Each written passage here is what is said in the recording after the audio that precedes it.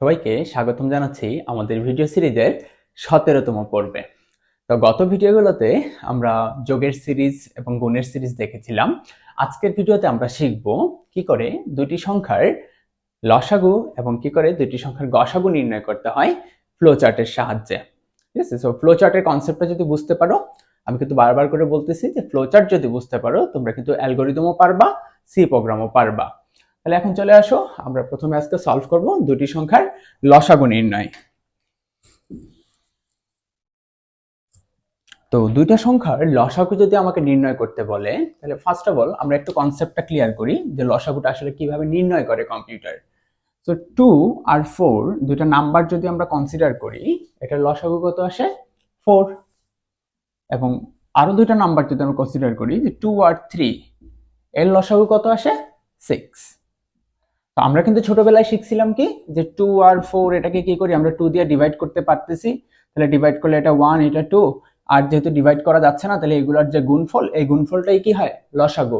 এবং একই রকম ভাবে 2 আর 3 এটাকে কিন্তু কোনো সংখ্যা দ্বারা ভাগ করা যাচ্ছে না, তাহলে এটাকে 2 আর 3 গুণ করে 6। তো আমরা না হয় এভাবে করি, কিন্তু কম্পিউটার কিভাবে কাজ করবে? তো কম্পিউটার যেটা করবে, একটা জিনিস তুমি একটু খেয়াল করে দেখতে পারো যে সংখ্যা যেগুলো আমরা নিয়েছি এদের যে লসাগু কিন্তু অলওয়েজ বড় সংখ্যাটা বা এর চেয়েও বড় কোনো সংখ্যা লসাগু হয়, কখনো কিন্তু ছোট কোনো সংখ্যা লসাগু হওয়া পসিবল না। তাহলে একটা সংখ্যা আমরা যদি এটাকে এ ধরি, এটাকে যদি বি ধরি, দুইটা সংখ্যা, তাহলে আমরা দেখতে পাচ্ছি এ আর বি এই দুইটার মধ্যে বড় যে সংখ্যাটা সেটা আমাদের লসাগু হবে। তাহলে দুইটা সংখ্যা থেকে বড় সংখ্যা নির্ণয় আমাকে ফার্স্ট অফ অল করতে হবে। সো এটা যদি ট্রু হয় তাহলে একটা কাজ, ফলস হলে আরেকটা কাজ। ট্রু হলে কে বড়? এ বড়, তাহলে আমি ধরে নিব কি আমার লসাগু ইকুয়ালস টু এ, আর ফলস হলে ধরে নিব লসাগু ইকুয়ালস টু বি। এটা ট্রু হলে এই কাজ করব, ফলস হলে এই কাজ করব। তো ভালো কথা, দুইটা থেকে যেটা বড় সেটাকে আমরা লসাগু ধরে নিব। তাহলে এখন আসো যে প্রথম যে দুইটা সংখ্যা আমাদের দেয়া আছে 2 আর 4, তাহলে এই দুইটার মধ্যে বড় সংখ্যা কত 4। তাহলে ধরে নিলাম যে 2 আর 4 এর লসাগু কত 4। এখন লসাগু হওয়ার শর্ত কি, আমরা কি কখন বুঝতে পারবো যে হ্যাঁ এটাই আমার লসাগু? তো লসাগু হওয়ার শর্তটা হলো লসাগু হবে ওই সংখ্যাটাই যেটাকে প্রথম সংখ্যা দ্বারাও ভাগ করলে ভাগশেষ শূন্য আসবে এবং দ্বিতীয় সংখ্যা দ্বারাও ভাগ করলে ভাগশেষ শূন্য আসবে। দ্যাটস মিন কথাটাকে আমরা এইভাবে লিখতে পারি যে এলসিএম এর ভ্যালুটাকে আমরা যদি প্রথম সংখ্যা দ্যাটস মিন এ এর ভ্যালু দ্বারা ভাগ করলে ভাগশেষ যদি শূন্য আসে, এবং এলসিএম এর ভ্যালুটাকে আমরা যদি দ্বিতীয় সংখ্যা দ্বারা ভাগ করে ভাগশেষ যদি শূন্য পাই, তাও কি হবে? সেটাই আমার লসাগু। দুইটা কন্ডিশন যদি ট্রু হয় তাহলেই আমার ওই ভ্যালুটা লসাগু হবে।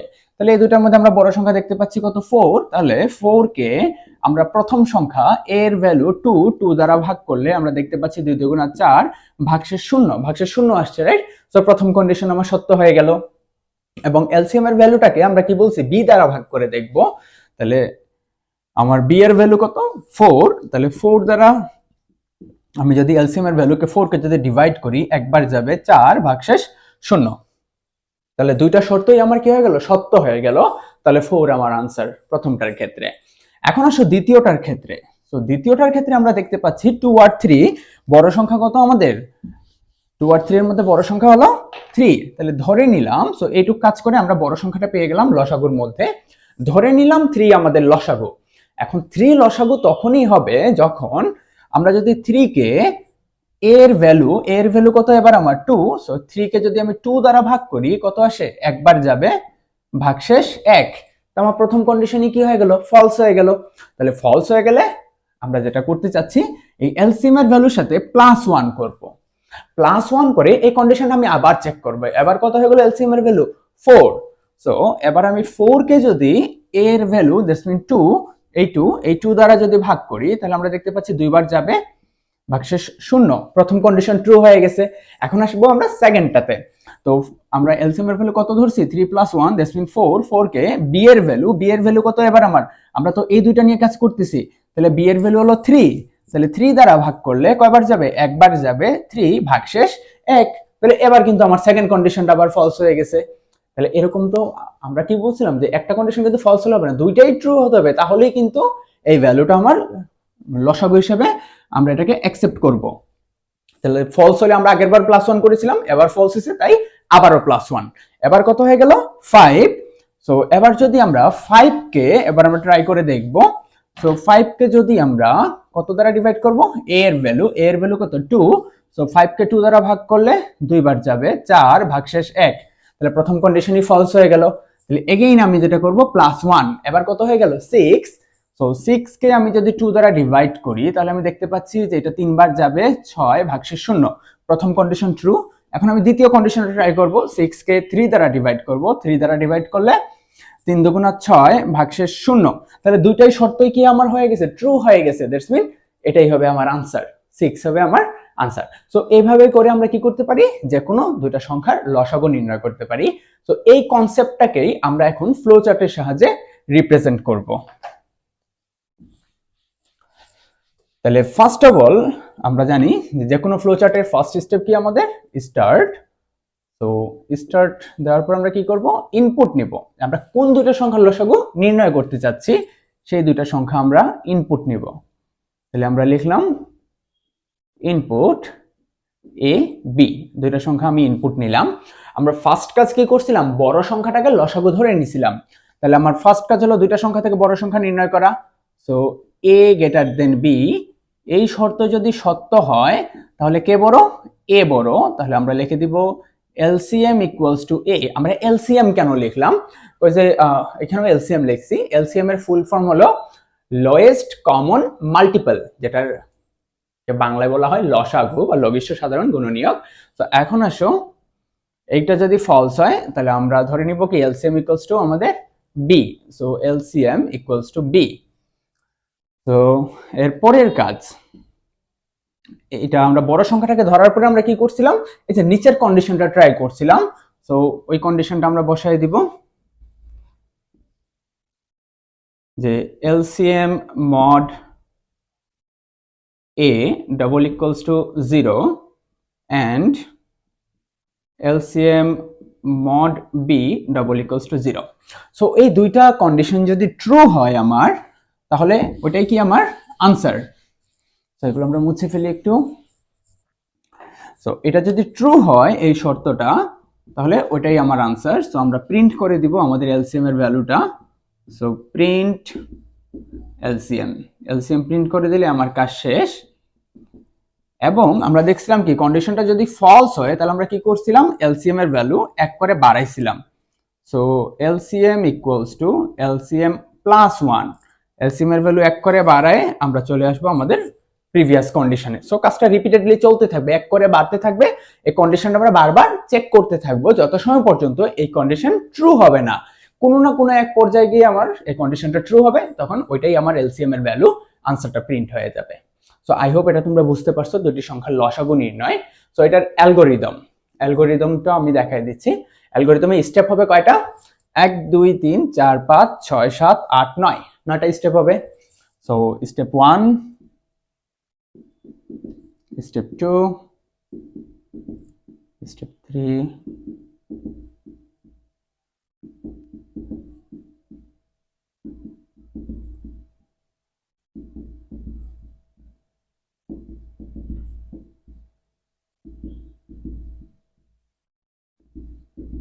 প্রথমটা হলো স্টার্টের পর আমরা কি কাজ করছি, ইনপুট নিয়েছি এ বি। সো ইনপুট হবে এ বি, দেন হলো কন্ডিশন, তাহলে আমরা কি বলছিলাম, চেক লিখবো, check A greater than B. Then হলো এলসিএম ইকুয়ালস টু এ ও লিখতে পারো বা এলসিএম ইকুয়ালস টু বি ও লিখতে পারো। আমরা সিরিয়াল মেনটেন করে লিখে দিই LCM equals to A, LCM equals to B. তারপরে আবার একটা কন্ডিশন, সো চেক এই যে LCM mod A double equals to 0 and LCM mod b double equals to 0. Then এখন আসো প্রিন্ট এলসিএম লিখবো নাকি এটা লিখবো। সো এটার ক্ষেত্রে আমরা চেষ্টা করব অলওয়েজ এটাকে পরে লেখার, কেন, কজ এটা কিন্তু এন্ড এর সাথে কানেক্টেড এবং আমরা জানি কি এন্ডটা আসবে কি আমার লাস্ট স্টেপে। সো এটাকে ঠিক এটার যেহেতু এন্ড এর সাথে কানেক্টেড, তাহলে এন্ড এর উপরের স্টেপে লিখলে জিনিসটা সুন্দর হয়। তুমি উপরেও চাইলে লিখতে পারো, কোনো সমস্যা নাই। উপরে লিখলে যেটা করতে হবে, তোমাকে বলে দিতে হবে যে এই স্টেপের পরে আমি চলে যাব কোথায়, স্টেপ 9-এ। কিন্তু স্টেপ 8-এ লিখলে তোমাকে আর বলা লাগতেছে না, কারণ স্টেপ 8-এর পরে অটোমেটিক্যালি 9-এ চলে যাবে। দেন একটা বাকি থেকে গেল আমাদের LCM equals to LCM plus 1। So এটুক করার পর আমরা কি বলছিলাম, যে কন্ডিশন যেগুলো ছিল ওগুলোর পাশে সেকেন্ড ব্র্যাকেট দিয়ে আমরা লিখবো if true go two step, if false go to step.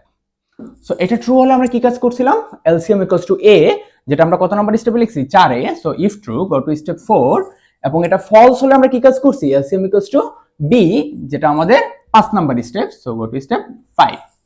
এখন আসো এই যে এলসিএম ইকুয়ালস টু এ, এই কাজটা করার পরে আমি কোথায় চলে আসছি, ডিরেক্টলি কন্ডিশনে। কিন্তু স্টেপ 4 এ আমরা লিখছি LCM equals to A, step 5 এ লিখছি LCM equals to B. So normally আমি যদি না বলে দেই তাহলে স্টেপ 4 এর পরে কোথায় চলে যাবে, স্টেপ 5 এ। That's mean LCM equals to A এর পরে এলসিএম ইকুয়ালস টু বি তে চলে যাবে। কিন্তু এলসিএম ইকুয়ালস টু এ এর পরে এলসিএম ইকুয়ালস টু বি এর দিকে আমার কোনো ডিরেকশন নাই, যার কারণে আমি এখান থেকে এখানে না, আমি এখান থেকে চলে যাচ্ছি কোথায়, এই স্টেপে। সো আমাকে বলে দিতে হবে যে আমি 4 এর পরে 6 এ যেতে চাই। তাহলে গো টু স্টেপ 6, এটার পাশে বলে দিতে হবে। 5 এর পাশে না বললেও চলবে, কজ 5 এর পরে অটোমেটিক্যালি 6 এ যাবে। এখন আসো এই যে স্টেপ 6 এর পাশে আমাকে আবার লিখতে হবে ইফ ট্রু ইফ ফলস। তো আমি একটু শর্ট করে লিখে নিচ্ছি, তোমরা কিন্তু এটা কমপ্লিটলি লিখবা। If true go to step, if false go to step. So true হলে এবং ফলস হলে আমি শর্টকাটে লিখতেছি, কজ এখানে আমার কাছে জায়গা নেই। তো তোমরা যখন খাতায় লিখবা অবশ্যই কমপ্লিট লিখবা।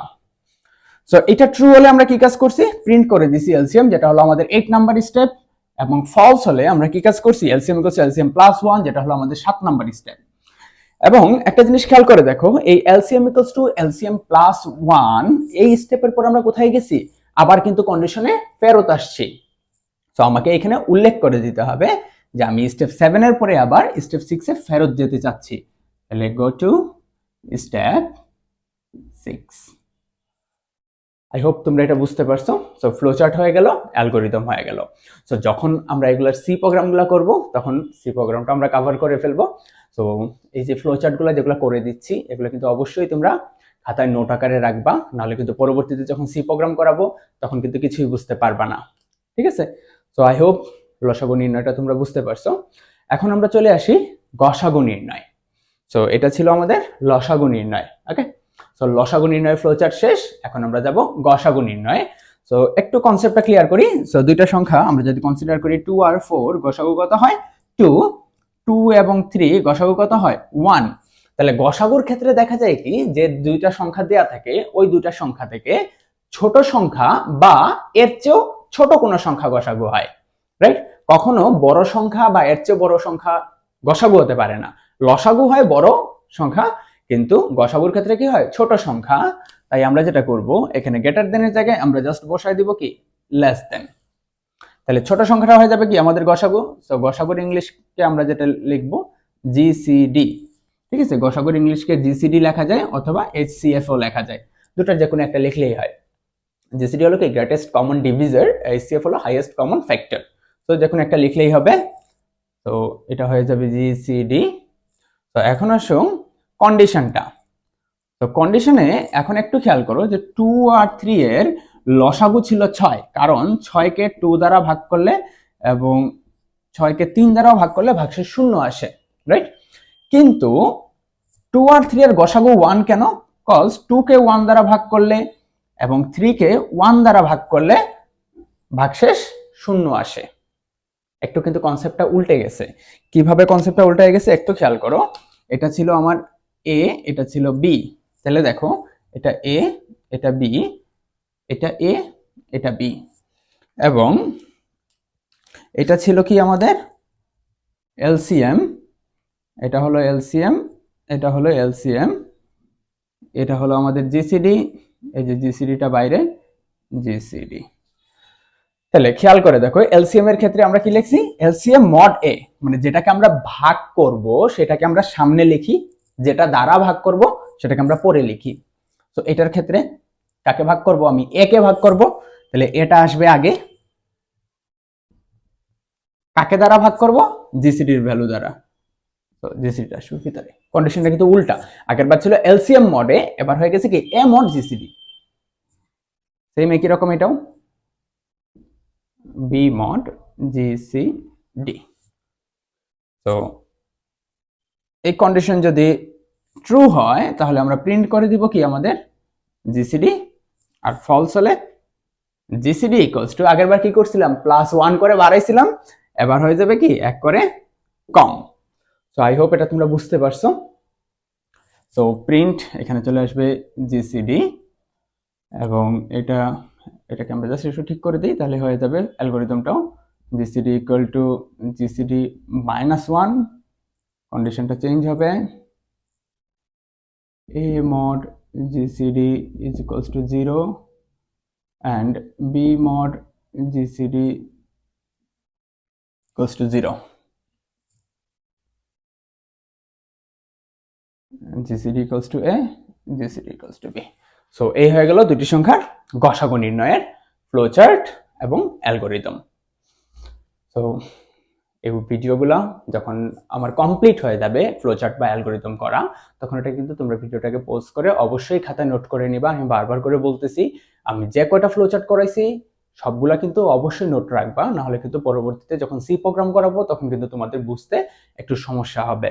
এবং এই যে ফ্লোচার্ট অ্যালগোরিদমগুলো, এগুলো কিন্তু প্রচুর ইম্পর্টেন্ট এবং এগুলো বারবার কিন্তু পরীক্ষায় আসে।